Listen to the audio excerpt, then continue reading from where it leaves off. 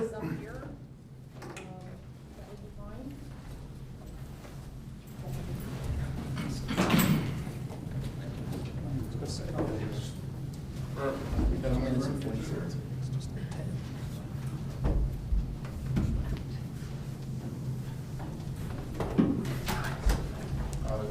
Just so you're welcome to introduce yourselves at some point. My name's Jack Lee, I'm the chairman of the committee. I'm Maria Walker-Willer, and I'm the co-chair. And Dave Moore, the mayor. this is Jeff, we met those. Right. We're the council. I'm Gary Perkins. I'm the person that's in the process of purchasing the property. And the thing is, the veterans organization is going to stay. The problem is the way the proposal that we were given was written, it could be null and void at any time within 90 days. Plus, with us having to pay the parking lot. So you wouldn't want to pay for somebody else's parking lot if there was potential that something could go wrong with it.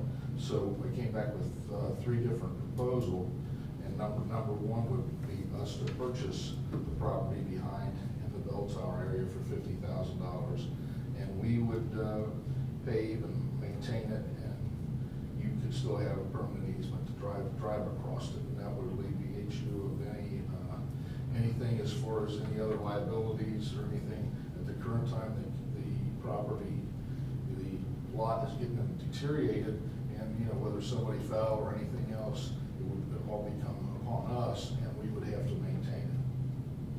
The second proposal that could not be done would be to give us a permanent perpetual easement on the parking lot, and we would pay 50% of paving and maintaining it and everything if you thought you had to keep it in your name. Another thing, the third proposal was just a 25-year lease that we could keep renewing, and we would pay you $200 a month, and you would pave and stripe the area. So there's three different proposals because, and if those weren't acceptable, we list anything else. But the way the initial proposal was made, you're just not gonna, nobody's gonna go into something like that. It was a great thing, the dollar a year lease and everything, that was all great. But you just don't want to have something that could be terminated that quick when you already had to pay it and everything else. Right. So that's basically where we're coming from. Okay. My name is Richard Holdhouse. I'm the finance officer for the Legion. That's where I'm involved in it. I've been working with Gary for about a month now, different items. So this is the one thing that we were trying to get squared away before we decided to sell to them or them purchase it from us. Okay. But we need to sell the property, but the Legion part of it won't go away. Good. We're working something out. If he purchases it, that will still stay there. Not in the entire building necessarily, but Yeah. enough of it that we'll still maintain our post there and still have our normal functions. But what's happened over the years, our membership has gone from well over 600 down to a little over 300. And of that 300, we only have about 40 of us that are active members that keep everything going. So we're at a point now where we have to get out from under some of our debt. That's where we're at. Sure. It was another problem we just came up this week with renewing the insurance and the kitchen and everything else that so it's like a bunch of different things that you have to keep up with, and if you don't have, it's always more time and more money anything you're involved in, and that's. We did just spend $10,000 and put a new roof on a portion, that one office portion, so that's been fixed, and we've done some other things, made some other improvements, but we're at the point now where we just don't have enough members and enough income to keep everything that we have.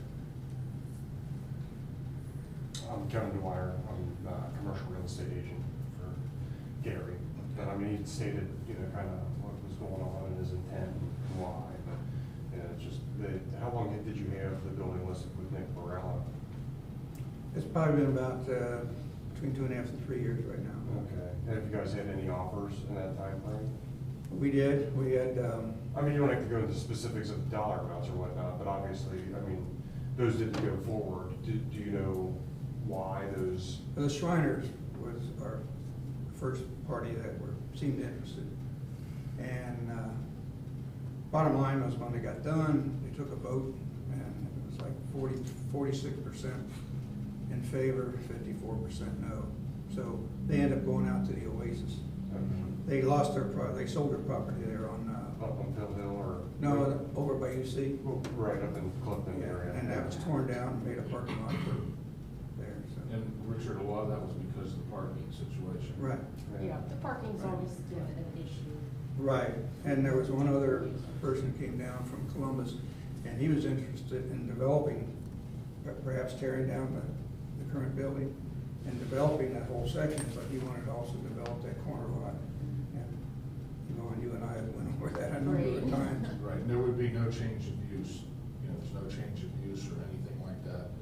Anything I add to it, it's just like the coin show's been there for 50 to 60 years, which I've always gone to that are in the coin business. But I might be adding some things we used to have. We used to have antique shows there, so I try to get some more party rentals, maybe the antique show, a few other things like that, but it would still be the same use, no change to the exterior of the building. I'm sure those in the village will. Well, like the turkey and there's turkey a- raffle. Well, the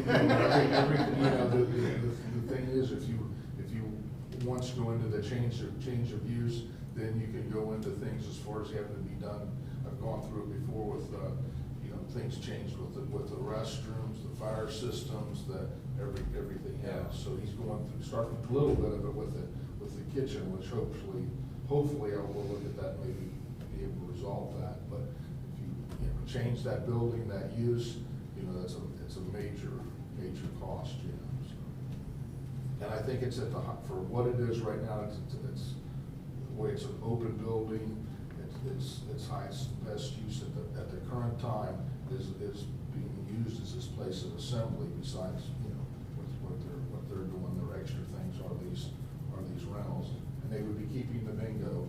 One thing that they're going to keep for sure is the bingo, and, they want to keep their offices and so on. Okay. Do you guys have any questions about any of the proposals that he has laid out? No. I don't.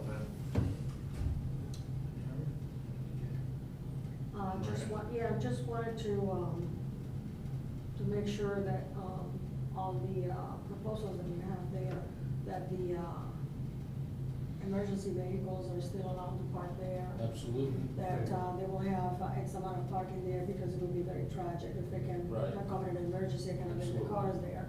The ingress and egress Right, of the area, that's, to use it commonly. right, it's giving you a permanent, even if you sell it to us, we give you a permanent easement. That cross easement. Mhm. So you can utilize it as well? And actually, on that point, I did not think this parking lot was part of it. It was Right. behind the part that's currently, Right. like When you you come drive up the straight up the driveway, driveway. Okay. it would be where the driveway is, and then all the way over, and then that bell Right. tower section and everything, so that gives us a good separation, the way it really should be. And like what we talked about, I don't know how that bell tower thing got in there in between things, but anyway, that gives you a real good separation that's behind your building. It's our driveway that's coming up, but then you still have the easement to drive, and then that driveway in the back, which never gets used, I think, that goes over there.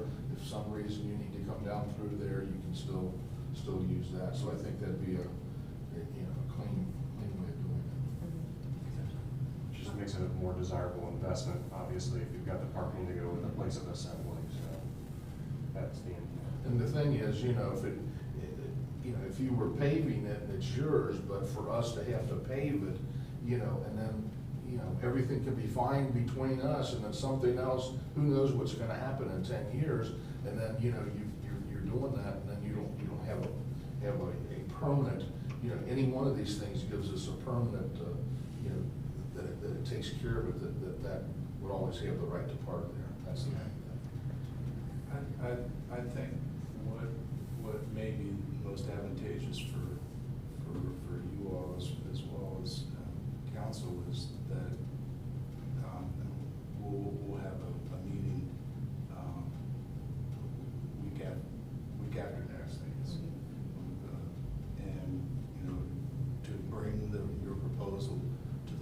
council so that, you know, we can act upon it, so. Okay, and I had asked Kevin as far as a price comp, and he'd given me a price on an acre of land that wasn't front footage, that was at $40-some thousand. Well, I mean, there was a sale that we just had, I mean, the location's different, Right. it was, but, we sold an acre of industrial ground that was unimproved, I mean, it was zoned for heavy industrial use, and it was actually in the city of Cincinnati, but we did that this year. And it was, I think, 42.5 is what we actually sold that for, but it's not totally apples to apples, but it is a legitimate comp. Mr. Forbes, what does that do to us in case that, the gentleman decides to resell it again? Are we out of that, deal? Is No, that- I mean, well, let's back up and, you know, obviously this is the kind of thing that full council has to approve. Correct. If council were to approve something like this, what they're talking about is a permanent easement. So that runs with the land. If they turned around and sold it to somebody else, It's still with the doesn't land. matter, the easement runs with it. So if we would just make sure, and that's what these guys have been talking about already, it would be a perpetual permanent easement that you'd have forever. So we if couldn't went get rid of- If that was the option. Yeah, they couldn't get rid of the parking lot on you, you know, somebody sometime could change something with the building, but you would always have the right to drive through there. Unless you guys agree to relinquish that. Right. And on the Probably first- won't happen, but. Mr. Forbes, on the first choice, that will make the American Legion or the owner the dominant. Well, they would be the owner. The owner, correct? Yes. Okay. Okay. Anybody else have any questions? What was the date on that? The next, meeting? 2 weeks? June 24th. June 24th? Is that a 10 o'clock also? No. That's the Seven. evening, that's the evening, yeah, 7 evening is o'clock. the school council. Yeah, 7 p.m. Yeah, and I think that perhaps they need to be on the agenda, so they will not be subjected to the 2 minutes. So they need to be a part of the agenda for whatever, 10 minutes or something like that. Would you take care of that, Mr. Mayor? Okay. Thank you. Thanks. You're right. Appreciate you coming out this morning.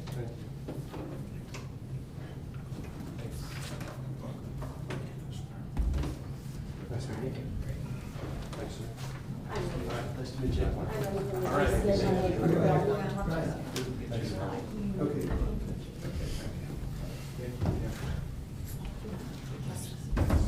Okay.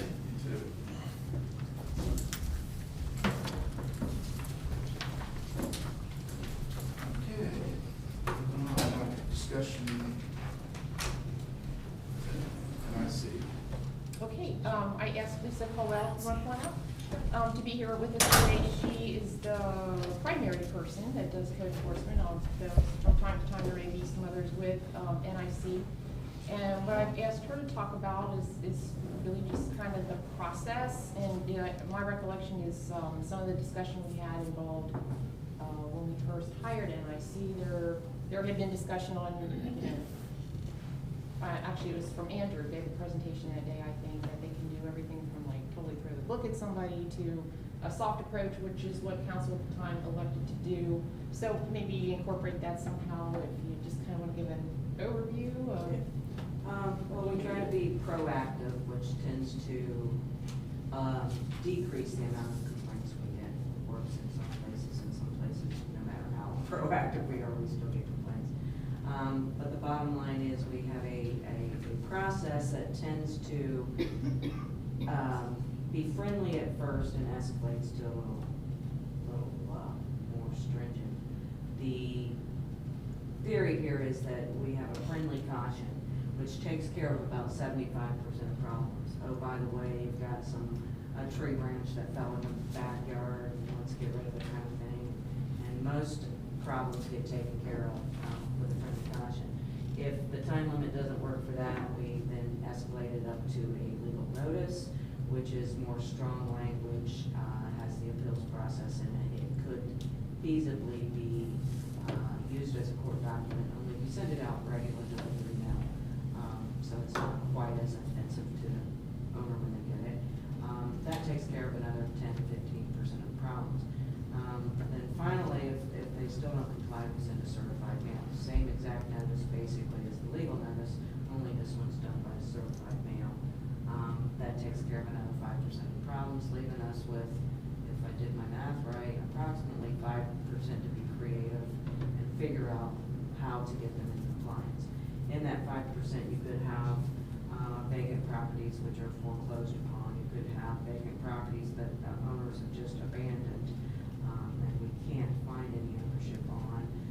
You can have the people that just don't believe the government should be telling them what to do. I mean, there's a whole assembly of reasons why people do that.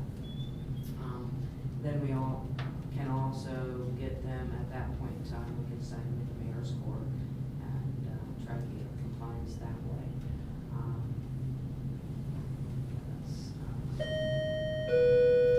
Generally, the way the code reads, and its basic due process of law, like police officers and everything else, we have to notify in writing that a violation exists. We have to give them reasonable time to complete it.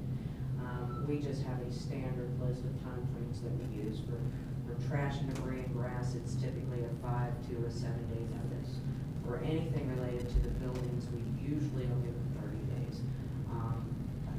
Outside trash and debris, again, like I said, it's 5 to 10 days, depending on the degrees. What am I forgetting about? Did you mention that the grass, that we don't have to do that annually? Oh, yeah, the grass process, I highly recommend looking into to see if we can shorten it a little bit. The way that the code is written, we post it on the property, we send a copy of that notice that is posted by regular delivery mail and by certified mail.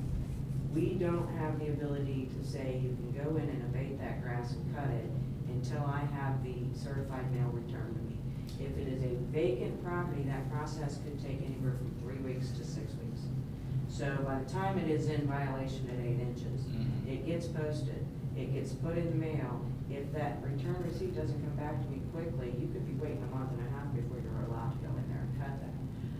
Now there's some circumstances when it just gets too bad that obviously you've gone ahead and done it and risk not being able to recoup those costs because you didn't wait for that certified to come back. So, that is more for you to discuss and for you to direct them on. I do have communities where the only thing I do is post it on the property. In a community like Greenhills, I agree that a copy of that should be put in the mail. I have another community that eliminated the certified mail, but still wanted a certificate of mailing to reduce our cost, but the problem here is not the cost, it's the time it takes to get What do you suggest? I personally like posting it and being done, but that's selfish on my part because it eliminates steps and I don't have to work hard. But if your direction is that you want something put in the mail, and it's a good idea here for Greenhouse because there's a lot of rental properties. So if the owner, if I just post it on the door and the tenant ignores it, and then the owner gets the bill for not cut, the city cuts it, gets a bill for it. The owner could be a little upset because he was never given the opportunity to correct it. So I agree that putting something in the mail is a good idea. I would like to see I had one city once that said, go ahead and certify it, but you don't have to wait for the green card before you abate it. It's still 5 to 7 days. I think that's a little questionable legal.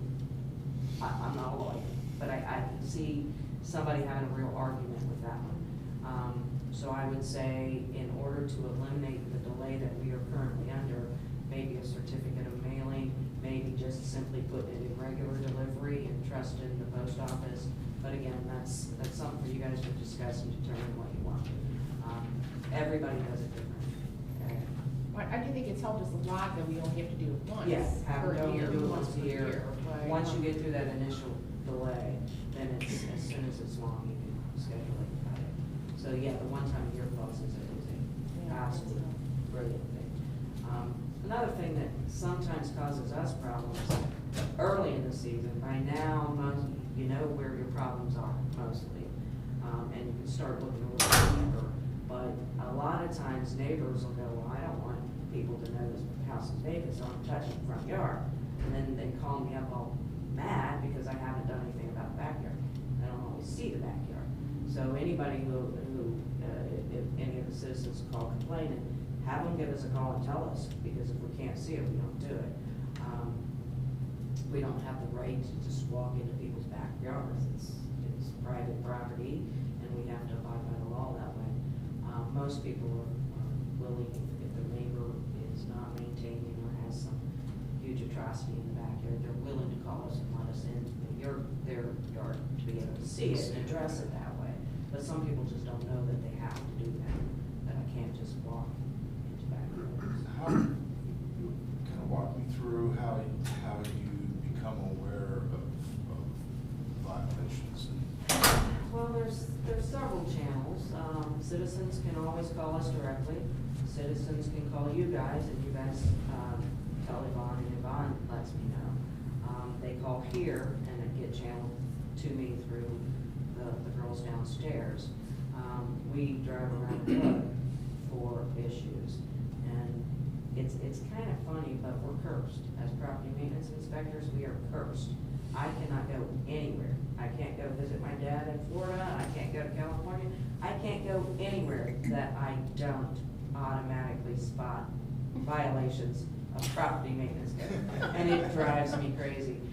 Do we catch everything? Absolutely not. But we do it so much that we just it just kind of reaches out and slaps us. Look over here. Oh yeah, there you go. There's no rhyme or reason to it. There's no real way to teach it. When I'm training new people, we go slow. I point out, and everybody develops their own little way of vision. It's just it's like a vision. I assume by what you said, I did the right thing. There were a couple of houses that were questions. Citizens actually directed it to me, and I directed it to the village manager. So I figured that somehow, somewhere, that's the way to be done, so I did that. Now, my question also relies on, what is your involvement and legally, what are your prerogatives with the shopping center? That's a question that really has haunted us for a while, and it seems like violations after violations after violations, and, you know, to our end, to my eyes, sometimes it feels frustrating. There are certain things in there that are kind of very apparent, and somehow they get repaired, but they don't get repaired correctly. They just appear to be repaired, and then a little bit later, it's back to what it was. So we start again from zero again, and it seems like somehow we should be able to eliminate a middle process to that, because it seems like we are always, it's a Groundhog Day for me at the shopping center when I see the violations happening. So what do you do, or what do you suggest? What should we do? How can you direct us? Well, I can't offer any suggestions as how to work out any deals with the shopping center. What I know is that we have done several complete walkarounds and created several lists of violations to take care of. And you are absolutely correct. Some of them, they are putting Band-Aids on. Correct. And there's not a darn thing anybody can do about that. The building code says it has to be built. It has to be built according to the way it was built in 1947. Now, there are fire codes and other issues every time an occupancy changes in there that updates some of the components of the occupants. As far as the outside of the building itself is concerned, structurally it is sound, so the repairs they are making are cosmetic. Any life safety issues, we absolutely will stand toe to toe with them. I have cited them to court for not following through and with what they said they were going to do. Anytime you have an owner that is willing, and there's the key word there, that is willing to work with you and do things, it is always my advice to try to work with them, because what the village wants is compliance. I'm sure there are a number of villagers that would like to see the property owner tarred and feathered, so to speak. But this is America, and we can't do that. Consistent, what's the answer? Consistent conversation from the village with the owner, consistently letting him know that the village wants improvements, and trying to force his hand to do that. I followed through one of the times that he appeared here to the village court, and it was all put down into just court costs. And I walked out, and he gave a high five to the attorney and walked out. In other cases, and I proposed this, and I was told that that was probably a big no-no. I was a witness when I was waiting for an interpreting job at a court in a local court area as well, that a landlord had neglected students.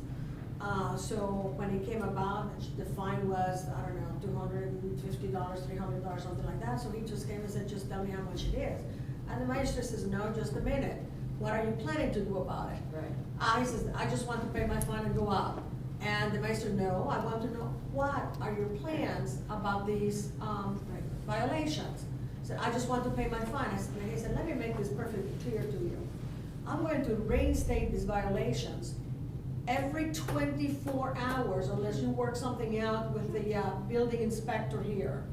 Yeah, that's probably, I was told that was not a typical thing to do or a no-no, but in this case it was like the village, the city, and I don't mind mentioning, it was Reading, the magistrate and the building inspector. I mean, they were fed up. Certainly. So what is your experience with something like that? Have you had anything? That comes right down to the court system. And I assure you, I was here the night that the property owner showed up at court, and he got his court costs. I was here that night. Okay. And I saw the look on the magistrate's face. It was a pre-arranged. Arranged deal, correct, correct. She was not happy. She was not happy that for what he was in here for, she did not believe that the punishment, I guess, fit the crime, for a lack of a better way to explain that. But when agreements are made, and everybody has to hold up to that. I have communities, that's 100% a court system. It's not a property maintenance, the process is notify, cite them to court. I understand. And once they get into the court, then it is up Out of to the your hands. prosecutor and the courts to handle that. I have judges or magistrates that are 100% compliance oriented. They will fine somebody $3,000 if they can. They can throw them into jail for 30 days. They'll suspend every bit of it if they come back to court and are in compliance. That gets a lot of people's attention. I don't know how it is set up here for that. I honestly don't. I've had a couple of cases go to court. I don't know the status of one of them. I know another one was found guilty and paid a fine. And again, with Mr. Huttenbauer, he actually brought the property into compliance. Not by the time he was cited in court, but by the time he showed up to court, everything that was on the list had been addressed. And the list, we tried to be fair. We tried not to say, here is 7,000 things that need fixed, do them now, because that's just unreasonable. So we tried to prioritize and take care of trip hazards and safety hazards first, always. And then we stood back and looked, what can make a big difference here? Fix the broken windows, make it so it doesn't look like, because I know that second floor is just not very, it's not usable at all, in my opinion. I've only been up there once for, what was it, frozen pipe over the winter, checking some things out there. So that the second floor is not occupiable. It is not illegal to have a portion of a building that's not occupiable. Obviously, it would be in everybody's interest to fix it up and have more space that's usable and rentable and the whole 9 yards. But the problem here is way deeper than code enforcement.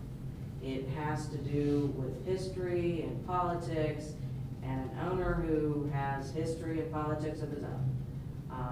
So it takes communication, it takes vision, it takes leadership, it takes everybody determining what they want and then following through with that.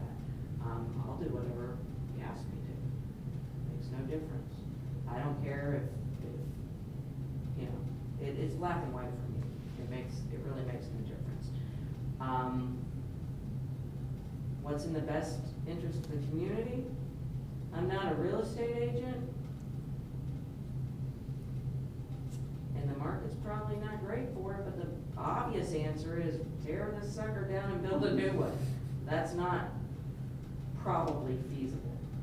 So dealing with what you got and trying to make the best of it is, well, I feel the only choice you have at this point. But, you know, You kind of touched on it. I mean, are there tools that you don't have from an enforcement standpoint? no, I don't think so. That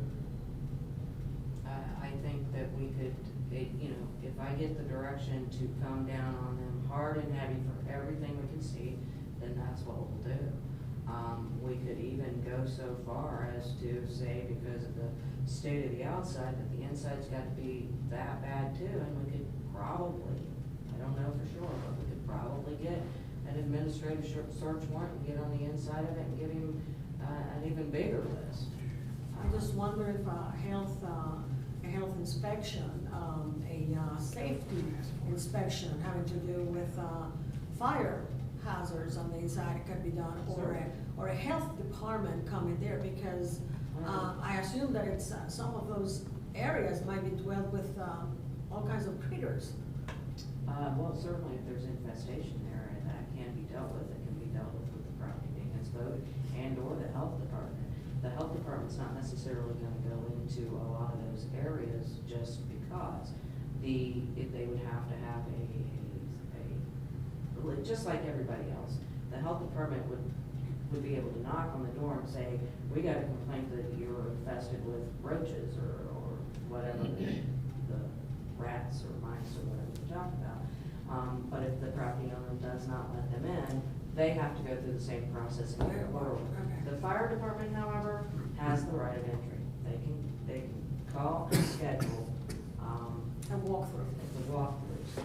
And if they find things, they can cite them immediately out of the fire. And that is everywhere in that area, the shopping center, underneath that roof or whatever it is, they are allowed I to believe check it so. out. Again, if they refuse entry, then it would take an administrative search warrant to be entering to the property. But the common areas and the public areas are open to you, me, anybody can walk in there.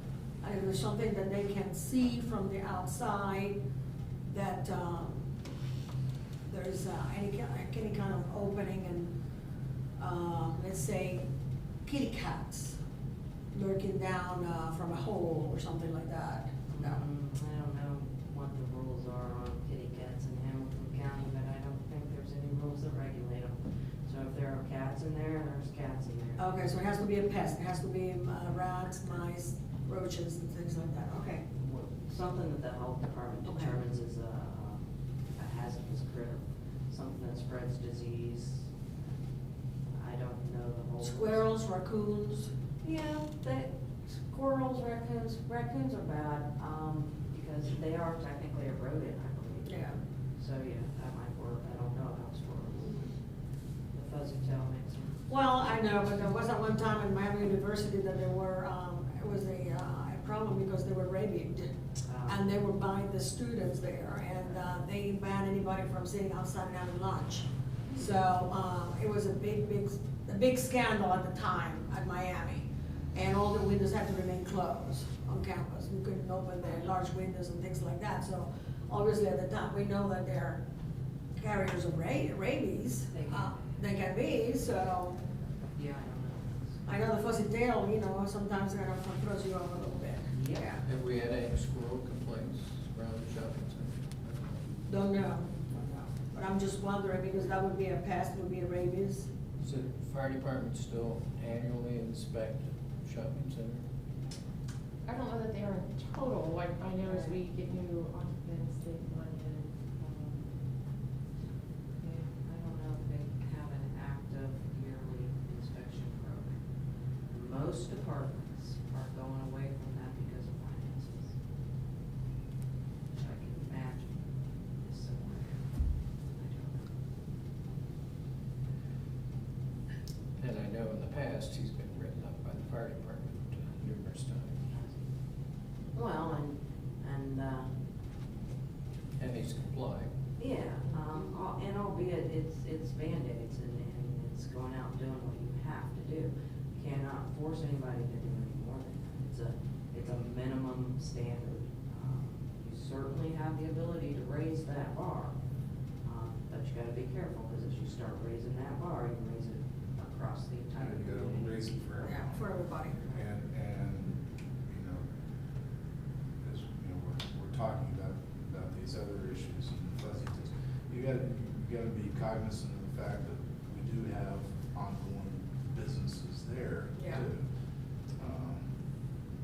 So, Well, we have one for sale, there's on the internet, for sure, and another one going, so.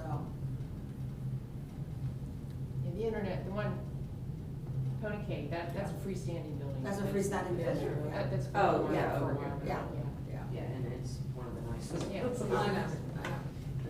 So, yeah, I don't even consider that as part of it.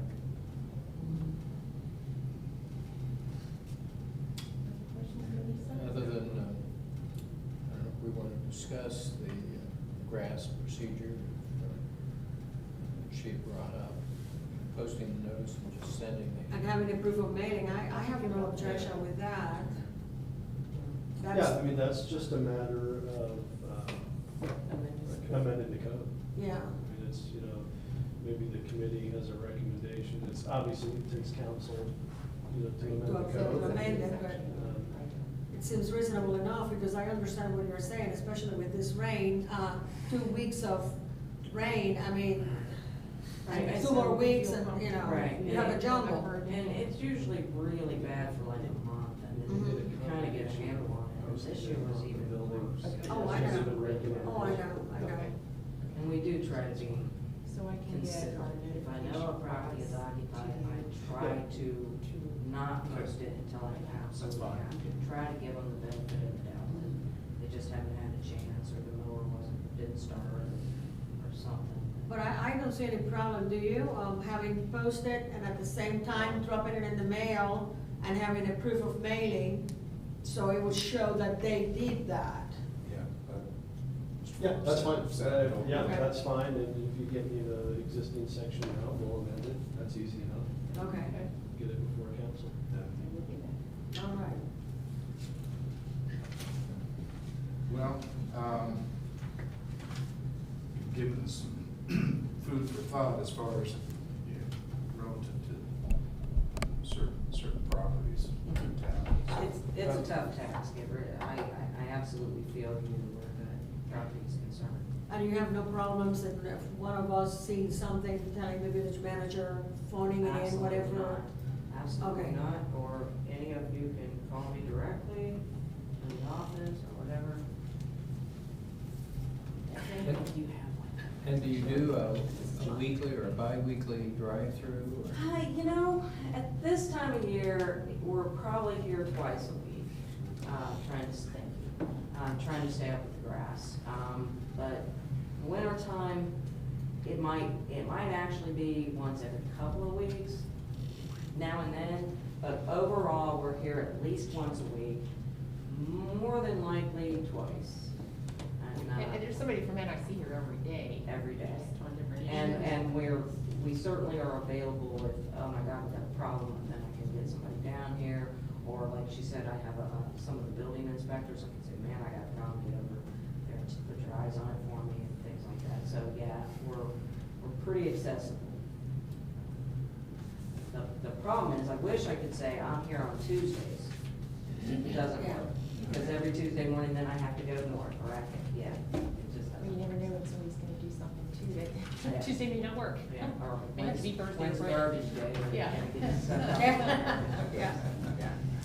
So, yeah, that's a bigger problem than the shopping center right now, but that's my thing. Yes, We had a lot of trash today, for some reason, I was driving up here, there was a lot of trash, on the, entrance of Drummond and Damon and all, packages, bags, everything. And also on the west side of, Damon and Winton there's some debris there as well. So I don't know, something happened overnight. You never know, like I said, things kind of go in cycles. Yeah. You know, all winter long, people are in their houses. Yeah. And then you know that first 70-degree day, look at the next week and drive around, and everybody's got stuff at the curb. They're out there Mhm. cleaning up the yards for the first time. And everything really does come back around and Yeah. circle back around to the same thing every year, so. At least it does for me. And do you also look at the garbage, and let me rephrase that. Do you, usually, are you passing through, let's say, on garbage night or on the weekend or anything like that? No. No. So you have no control of, if anybody has sofas out without a cover or mattresses or anything like that? No, but technically, if Rumpke, if you use Rumpke, if they don't pick it up and that couch sits there, Okay, then you will see. then it. we will see Okay. it. And I Or get called will on. say again that, between Connie and I, we are going around, just Checking figuring we can for be cans. a little bit quicker with it than you guys. If we do have bad cases, we pass them on to Yeah. you. But we're trying to get that as it happens. Okay. Yeah. Well, if I say anything like that, what I've done in the past is get the bag and just knock at the door and give it to them. Mhm. But I will certainly pass it to you then. You know? Yeah, we'll To the office. contact the people to try to come. Yeah. They usually come up and get their bag. There's a Yeah. few people that And will. most people don't even know that they have to Then if have it's that. sitting out the curb, then we get the police involved to go knock on their door and tell them to get it back. Right. We don't want it sitting at the curb, so. Is that a problem, what I've been doing? I was approved by council last year. Is that a problem for me to buy it back and give it to them? Because it didn't seem to be a problem before. That is up to you. Okay. You wanna spend your money. That's yours, No, yeah, that's your. and it's not a violation of the code not to have it in the bag, that's a Rumpke. Right, that's Yeah, correct. So, It's just that they don't pick it up, then it becomes a violation, correct? Thank you for coming. have a great weekend. I'm gonna go get a deep fried hot dog. We don't wanna talk to you later on. Oh my, I'm just not even a comment on that. Could you speak to this one? Sure. Thank you so much. Sure.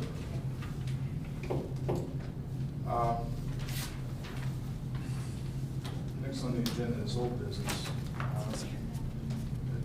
do apologize for being out of town Tuesday night for work session. I'm not real sure where to go with this issue. We seem to be at loggerheads to some degree on this.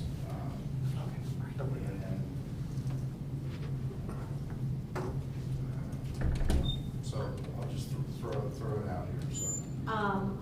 I'm just willing to agree to disagree at this point. What I did was I announced at the meeting, at the work session, that I was going to bring a motion under the Rule 39 of the Rules of Council. I was going to make a motion to reinstate the word prayer. I have had a lot of comments, I have had some emails, I have, a lot of people have stopped by and talked to me. And there was another member of council, Mr. Halter. He wants some other wording in there. It also was discussed that the place that it was originally was not the adequate place because on the Robert's rules, where we had all the classes by the parliamentarians, was that God goes first and then country. So Mrs. Live says that she will take care of that order of events and so forth. So it's either going to be seconded, which I think it will, and then it would be then discussed, it would be eventually voted up or voted down. And I think that's what it is right now. We obviously have a difference of opinion on that. A moment of silence for me means thinking about the grocery list. Some it means, oh my gosh, I have to do this, I have to do that. That's the only time that I have, not necessarily a moment of prayer. For a moment of prayer, it's a different feeling. I also passed, for the members of council, the first prayer that was recited by Justice Kennedy. And that was the first prayer on the Continental Congress in Maryland. And the decision came out to 5-4. So I wanted to restate that word as it was. That's where they agree to disagree, obviously. Okay.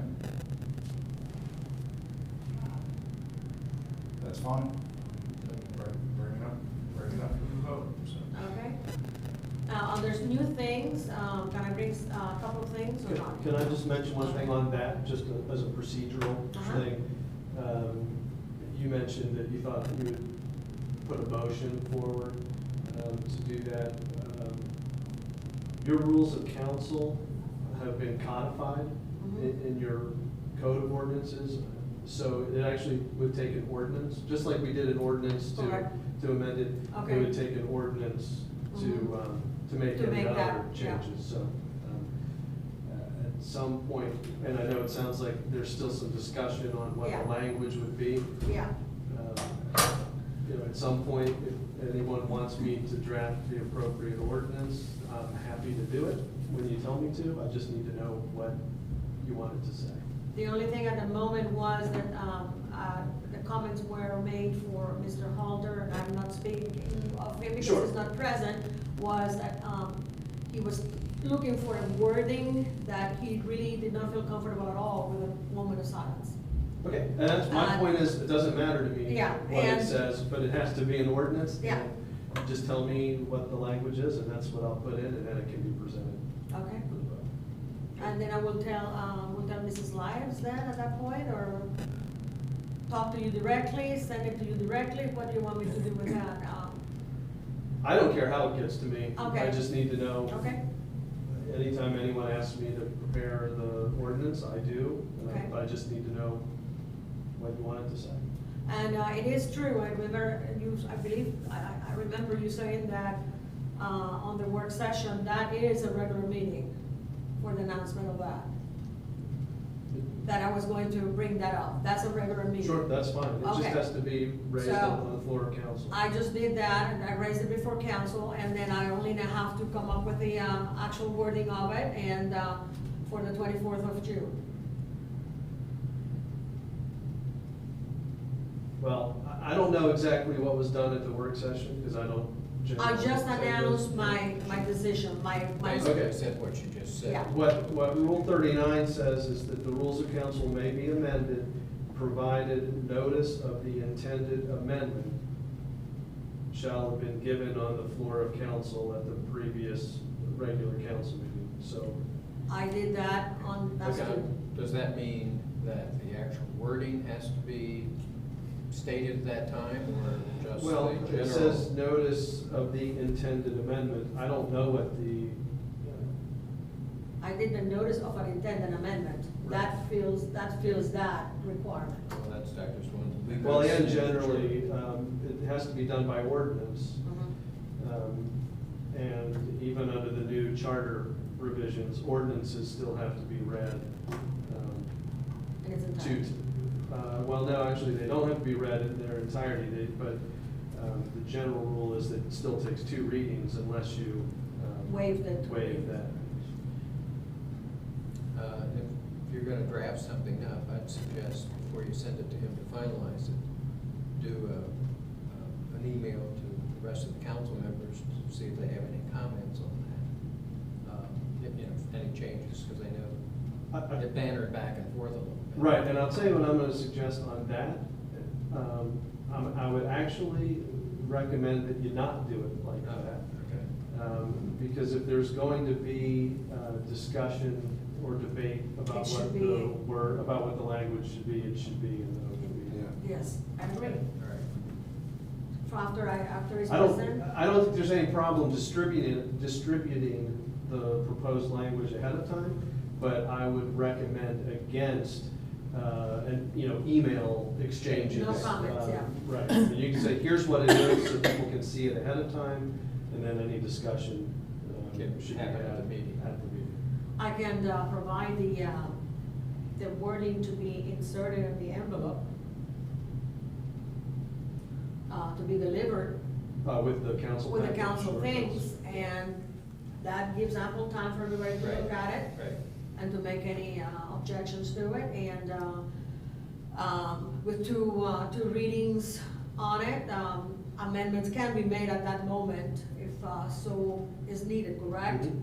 We don't need to have another 2 readings again? Correct, that's correct. Okay, all right, well, that's taken care of.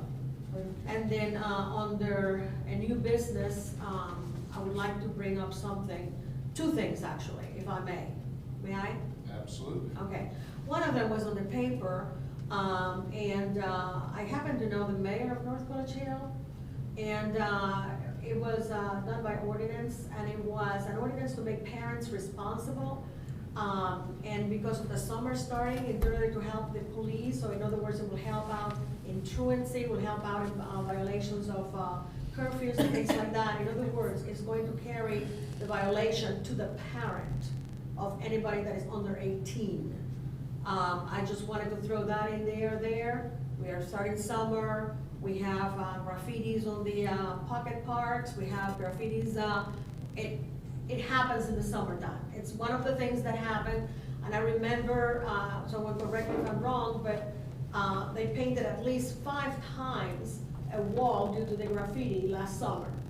I think if something is worded into that effect as an ordinance and make the parents responsible for the action of the children, something I think helps our police department, our police force, to enforce the law in that sense, and actually having to take action with the parent being in charge of it. Kind of similar to KEG laws that have been enacted and so forth, making the parents responsible for the actions and so forth. So if you missed it, the full article is on the Hilltop Journal that was just delivered on the front page.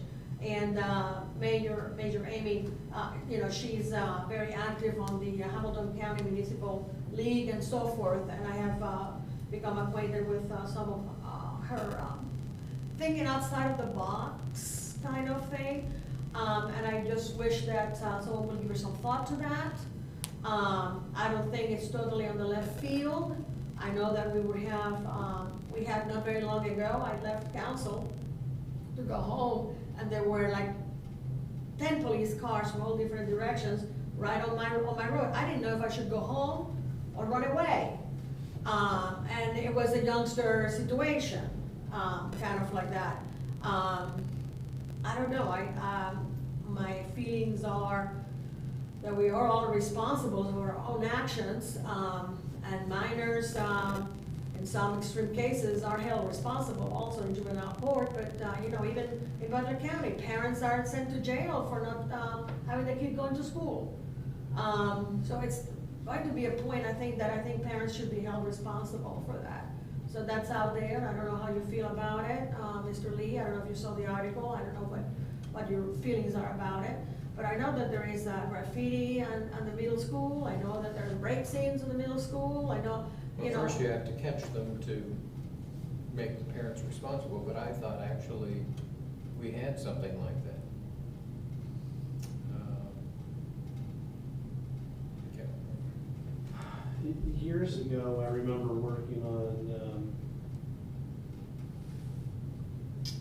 some curfew ordinances that, I'll have to double check this, that I thought had some parental responsibility stuff already worked in it. well, perhaps. Because I know in the past, we brought the parents in and have cited them.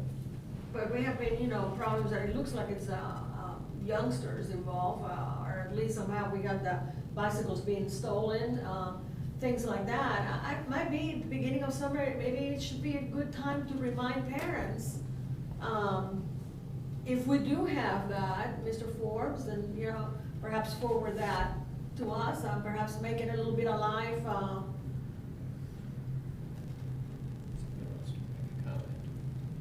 So, Man, back in the 90s, there was problems over on Drummond, and I believe you actually came up with a policy to help curtail that, you know, and get the police involved, and then a community citizens got together to help out with that, you know, to keep things, you know. But that was back in the 90s over in Drummond. I remember that. look Yeah. at that. So maybe we need a revision, a fresh up Okay. of that. And my second one is a twofold one. I'm quoting from the charter, and I'm quoting from page 6, on section 2.03. And it says in here, meetings of council and of committees of council. Council shall meet at such times and set by its rules, but not less than once a month. And this is for committees and for council. I want to bring up from the codified ordinances, 121.01, that we have the following committees: community development, finance, intergovernmental affairs, recreation and cable, safety and services, treason committee. I know that the finance meets because I've been there. I know that intergovernmental meets because we are here. I know that the streets and services meet because I'm chair of that. I know that safety meets because I come to those usually before the council meeting. This is 6 months into this year, and I have not seen a posting for the recreation and cable TV committee. So I just wanted to bring that as a new order of business, that perhaps we need to check on that. Well, it's up to the committee person to decide how he wants to run its committee. And I suggested that they meet quarterly, but I don't think I can order them. I guess council could pass an ordinance. I don't know. What do you think, Jeff? They'd have to change the rules of council to mandate that, I would think. Right, I was just looking. What I generally would tell you is to look at what's already, you know, on the books and see. Well, the charter says that no less than once a month, and constitute a quorum, you know, blah, blah, blah. That's council. That's council. It's council. And of committees of council, it says in there as well, on the top part in there. May I? Please. Okay. So, that's where I'm getting that from. So maybe. Okay, I will tell you in section 2.03, the title of it is meetings of council and of committees of council. Uh-huh. But that's just the title. But what it says is, council shall meet at such times as set by its rules, but not less than once a month. So the only requirement of at least once a month is on council. Okay. Now, when we were back, sometime presented, I think, to you before, that we said at least to have a quarter Right. meeting, when we first met here under laws and rules, once a quarter. And you said that it wasn't too far-fetched. No, and I Okay. suggested that. but Okay, I well, we can't have- order them to do that. Okay, yeah, is that right? So, So where do we go from here? well, if you want to Rules of council. bring up a proposal to change the rules of council, and council so desires to do that. Your point, though, is with one committee, correct? Correct. Everybody else is complying. So I don't know how to proceed from this. I don't want to make a whole change of something if the mayor can direct. I don't know if he's allowed to or not. I don't know if you, as a chair of this committee, if you were allowed to say that. I don't know what Mr. Forbes says that we are allowed to say or not to say. Have they scheduled any meetings? No, that might